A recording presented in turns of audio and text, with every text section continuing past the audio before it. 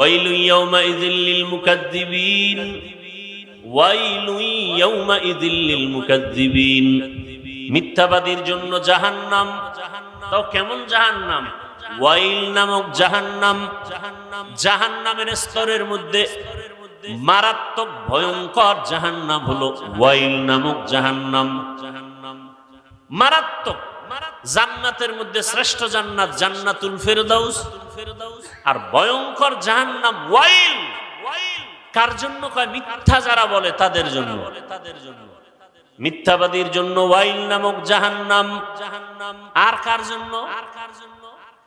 যে আয়াতে আল্লাহ বলেন নামাজ মানুষকে পাপের থেকে ফিরাবে, আল্লাহ আর এক আয়াতে বলেন কিছু কিছু নামাজি আছে এরা ওয়াইল নামক জাহান্নামে যাবে।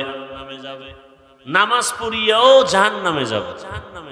আর আইতাল্লাযী ইউকাযযিবু বিদ্দীন ফাযালিকাল্লাযী ইয়াদউল ইয়াতীম ওয়া লা ইয়াহুদ্দু আলা তাআমিল মিসকিন। এরপরে কি? ওয়াইলুল লিল মুসাল্লিন। মুসল্লি যারা নামাজি এদের জন্য ওয়াইল নামক জাহান্নাম। তাহলে নামাজি মুসল্লি ওয়াইল নামক জাহান্নামে যাবে। কোন নামাজি মুসল্লি? বড় কঠিন ব্যাপার।